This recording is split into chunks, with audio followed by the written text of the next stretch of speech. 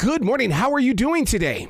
I'm great. How are you? Absolutely fantastic. I got to tell you how important this book is, not only to young adults and children, but adults as well, because I wanted to make sure that they didn't tell me what your name is, because it can be taken in so many different ways. Now, I work with a gentleman, and he calls himself Johan, but from his country, it should be Johan. So I'm going to take a guess on your name. Joanna Ho. Is that right? No. It's Joanna Ho. Do you see how important this book is? Because you're going to teach us and share in a really good way. I mean, because look at the illustrator. Is it Koali? It's Kwale. See? But you're pretty close. Man, that's why this book is so important. Yeah, so Say My Name covers 6 different kids from very different backgrounds. So Chinese, Tongan, Persian, Diné or Navajo, Mexican, and Ghanaian, and talks about the stories and the beauty and meaning behind their names. And as you were saying, the importance of saying them correctly. Yeah, because I'm a wedding DJ, and I have to phonetically spell out every name, because when they're coming into that room and I say it wrong, they're going to hold on to that for the rest of their life. They're going to say, that DJ, what a nimble. Well, he was bad. You did not even try. No. Look at that. Where did the idea come from to put a book like this together? Because I can't wait to share it. Oh, thank you so much. It really started when I was a kid. I used to answer the phone, our landline, at the time, and people would ask for my mom, and her name is Wan Ling. She's an immigrant from Taiwan, so her name is spelled Wanling, and people would say things like, to Wing Ling or Wang Long, or one time I even remember Wendy, and it was just like pretty horrifying and shocking that people wouldn't even try to pronounce it, even phonetically. Like the letters they were using were all wrong. And then I became an educator, and I hear so many stories of students who had teachers or coaches who wouldn't say their names, who gave them nicknames. And then for me personally, like, my last name is Ho. You can imagine the jokes and things that came when I was in middle school and high school, or even when I introduced myself as a teacher. So it was a process for me to even learn how to really love my own name. And it didn't really happen until I was an adult as a teacher. One of the things that is interesting is that we would rather get the name wrong and then learn it when they correct us. Mm-hmm. And that's a horrible human habit. Yeah, I think sometimes we feel embarrassed, yes.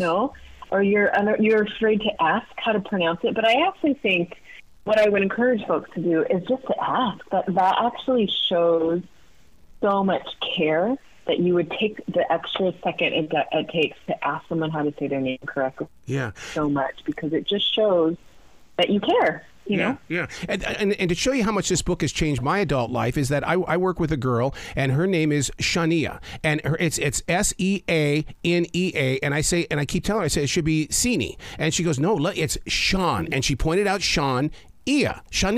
And I'm going, oh my God, why did it take me 2 years to ask such a simple question? It's because of this book that is changing me.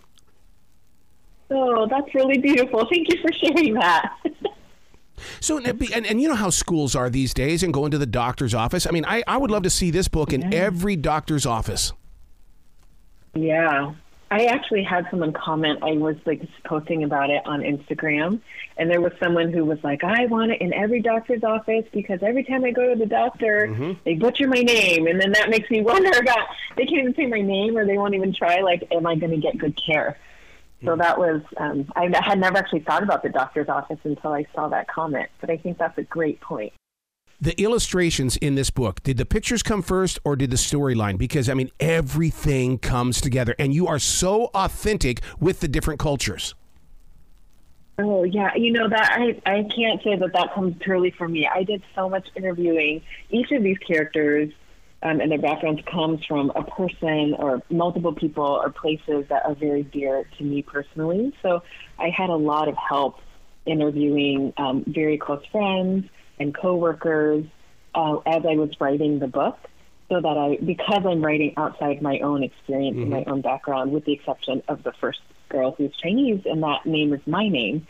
I wanted to make sure, as you were saying, that it was truthful and authentic, and I wasn't doing harm by trying to represent so many different stories. And so some of the names actually are my dear friends who were like, hey, why don't you use my mom's name? Or, hey, why don't you use my sister's name? This is what it means. And this, this is how we introduce ourselves. And same with the art. So Kwale, she is Vietnamese. She lives in Vietnam. And it's also meant none of these are her background. And so it was so much research and so many rounds of feedback, which is unusual. Usually an artist and an author don't communicate at all in the process of making a book. But because we had to solicit so much feedback and so many from so many different people for all the different backgrounds to make sure that things were represented the way they should be represented. Do you remember where you were when these words came into play? My name is a window to my world, a door to my destiny, a key to unlock the dreams of my ancestors. That should be a mantra at every business on the planet, because saying someone's name is so important to them. Yeah. I wrote this book. It was like winter break because I was a vice principal in a high school for many years, and I was on my winter break, so I had free time, and it's a story that I had been working on for some time that I put away. And I remember exactly where I was sitting. So I was sitting on my couch, and I just sat there the whole day. Literally, I didn't move except maybe to eat a little bit, and I was just writing, and then from there, revising, etc. But this book actually came to me relatively quickly over the course of a couple of days as I was really, really working through it. Then after that was lots and lots of rounds of feedback of making it better. And even a pronunciation guide in the back, which is just so fascinating. Yeah. And I didn't want to go back there at all when I first started the book because I didn't want it was almost like cheating on a test, where they always had the answers in the back. I wanted to make sure I could get something right first. I'm the opposite. I'm like, let me take in the back and see what I'm supposed to do because this is too hard. Now, with this book out now, but you're a writer and you're a very creative mind. I realize that we're promoting this book right now, Say My Name. But as a creative person, you've always got to be working on something. What is it? Or can you even talk about it? Yeah, I have several books coming out. So this one is out today. I have books, another one out in October. It's called On the Tip of a Wave. It's the story of Chinese artist activist Ai Weiwei and his work around the refugee crisis. Wow. And then next year I have 3. So just in the spring, there's the third Eyes book. It's called Eyes That Lead the World's Wonders. And it's about a Korean adoptee who was adopted into a white family. And then We Who Produce Pearls is out in April, and that one is really an anthem for Asian America. So those are all picture books. I'm working on novels still, but those are not. Hopefully those will be out in a few years. Yeah. See, and even picture books, they inspire young adults and even, elementary school students to become writers. I mean, if it wasn't for my second grade teacher, I would not be a writer. She believed in me. And that's what I love about books like this. I love that so much, and I love that you have a teacher story. I feel like so many of us do. Teachers make such a huge impact for both good and harm. Mm-hmm. And my hope is that we can all learn to be the ones that are doing exactly what your second grade teacher did. Believe in students and see them for who they really are. Wow. So where can people go to find out more about you and your books? Because I want them to feel your love, because, you're such a giving person. Thank you so much. They can go to my website. It's Joanna Ho Writes, JoannaHoWrites.com. And also on social media, Instagram, TikTok, those things under the same. So Joanna Ho Writes at pretty much everywhere.